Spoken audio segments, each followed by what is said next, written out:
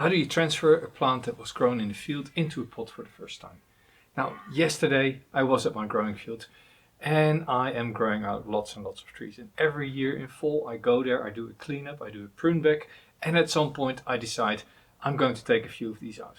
Now in about 4 weeks time, my club has an auction, so I thought let's bring some plants in and see which ones I don't want to keep myself and put them up for auction.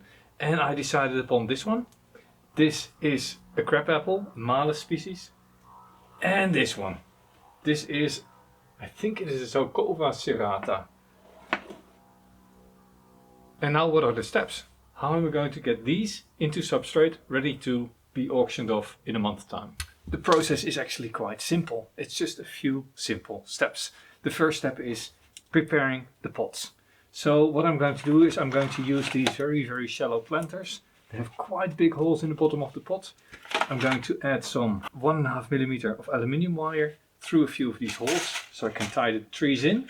And in the bottom I'm using very coarse substrate that doesn't completely fall through, so I don't need to put a mesh in the bottom.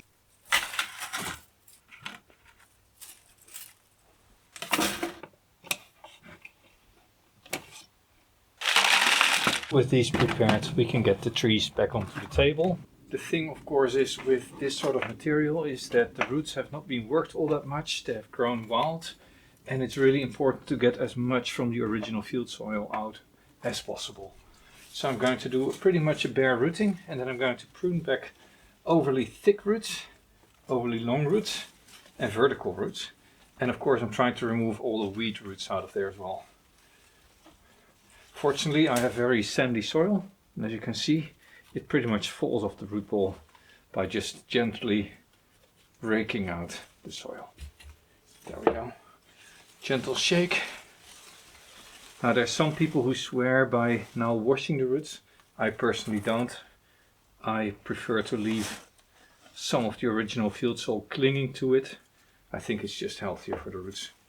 And now I just need to go through and check these root balls and see what roots are vertical, which roots are horizontal, which are crossing, and clean that all out. Just like you would in a crown of a tree, you remove everything that you cannot really use.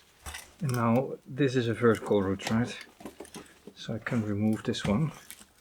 But I think with it comes also this very big root that sits here, this one. So that also needs to come off, and this one in the back as well. And I might have to go in and out a few times to get all of these off. There we go.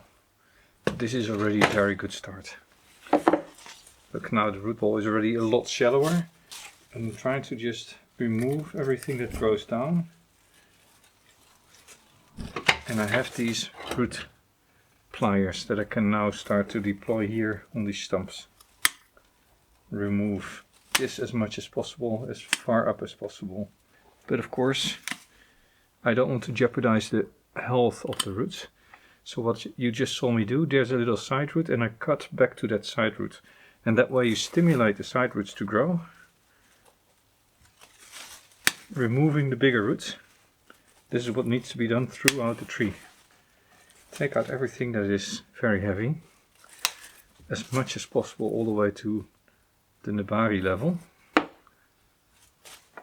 but keeping as many of these little smaller side roots as possible so that these can start growing over the next weeks. And that way, in 2-3 weeks, this will all have rerooted and the tree is still healthy enough to go into an auction. And of course during the auction I will tell the people that it was just pulled from a field recently, so they can adjust their bits accordingly. Now if we look at the surface roots, a root like this one coming all the way up is of course not interesting, so I'll go back down to the side root. This one is quite long and heavy. Let's remove part of it. This comes up, this comes up, this comes up. This is very long and crossing. And now slowly it's starting to look like a cleaned out nebari. Now this is the moment to do major root pruning. And why? Well, the reason is quite simple. New roots will form mostly at the cut ends of these roots. So I want to go back as much as possible and only keeping small roots. That will trigger new root formations. Once the tree is in a pot, it will be quite a lot weaker, and therefore the root regrowth will be a lot weaker as well if you prune them. So now I prefer to shorten the big roots as much as possible, getting rid of long uninteresting stalks in preparation of better rooting later on. So this is now the final plant. It's going to be in a pot like this. Nice little movement. I'm going to prune this one out because that doesn't have anything to do with a nice bonsai. But now all these nice feeder roots are still in place. The root ball is very, very shallow. This is ready to be planted up. So I've got a bunch of substrate here with a nice pile, a nice mounting, and I just gently put this over, pushing the roots down into the pot at the edges, so they really go down into the pot rather than come and stick up later on. And now it is just key to gently get these wires over the cut root stumps, not squeezing the thin ones.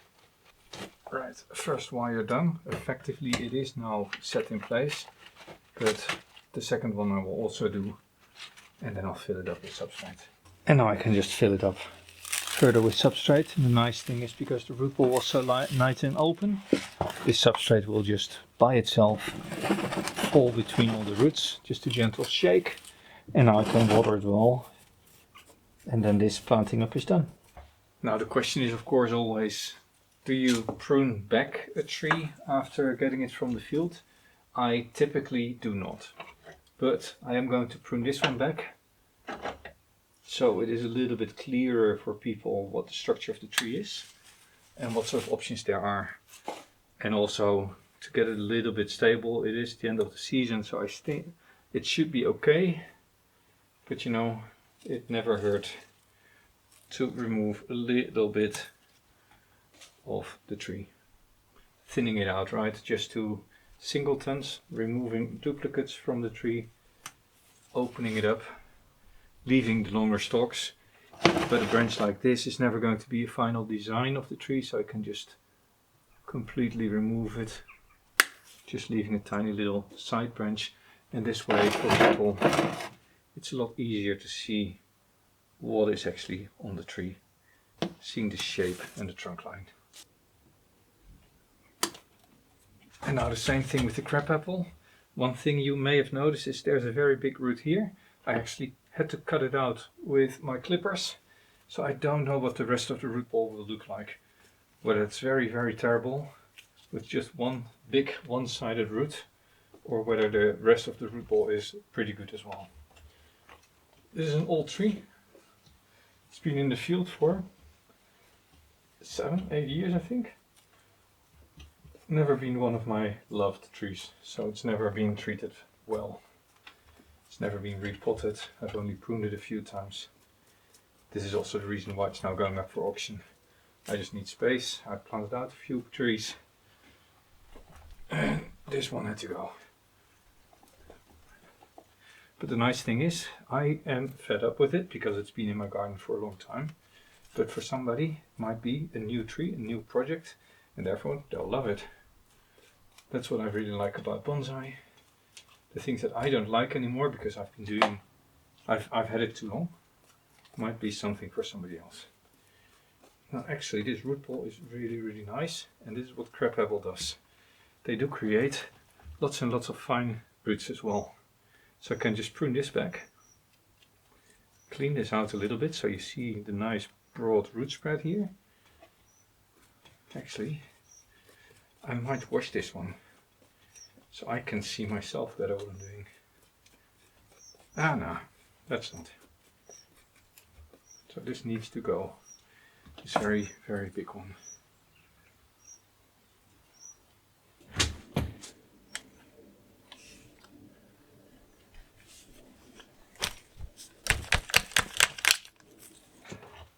And now I can gently clean out this root ball all around.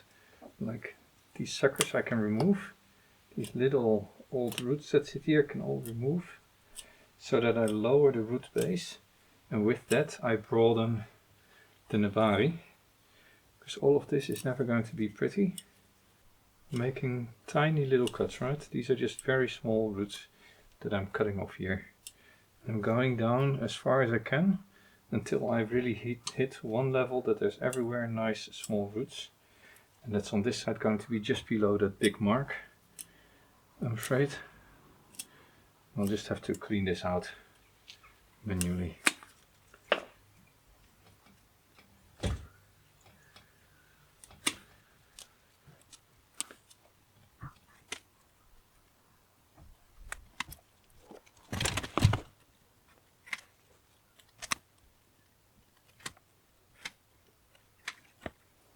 So this is something that will need to be healed over the next 2 or 3 years. Right, now let's see here at the bottom, there's a few roots that can also be taken off.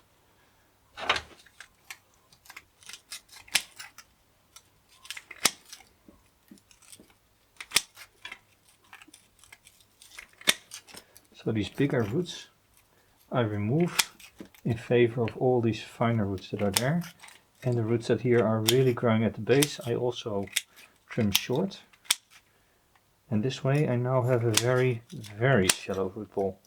I'll show you in a second. Look at this.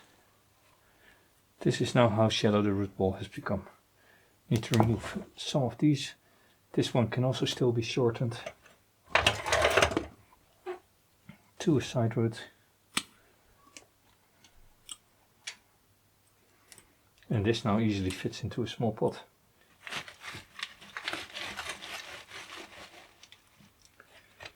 Now this is going to be a little bit more difficult to tie in place because I don't actually have any heavy roots. So now squeezing the wire here over the side branches. And as always, ensuring all the roots are nicely covered by substrate. You can always use a little chopstick to make sure that all the roots are really covered and surrounded by substrate. Although, as said, with these root balls that are so young and fresh with very few side roots, this normally is not necessary. And a little shake often does the trick as well.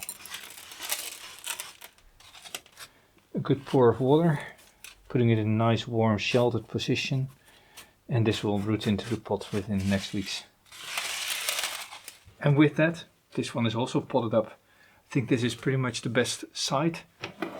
If you turn it around, you cut these bulges from roots that you could carve off. And here you have, of course, the old root stump that will root on the bottom, and then over a year or two this will close over. But as I said, I think this is the best front for the tree. And with that, we're done with this video. A very short overview how I pot up trees that I just collected from the field. It is now the middle of September. It will be another month, maybe 2, before we get real frost. These will go into the greenhouse for the next 2 weeks or so they stay a little bit warmer, giving the roots the chance to respond and grow into the pot. And if I see that these have stabilized, then I can auction them off with a little note, fresh collected from the field. This was Jelle, growing bonsai. See you next time.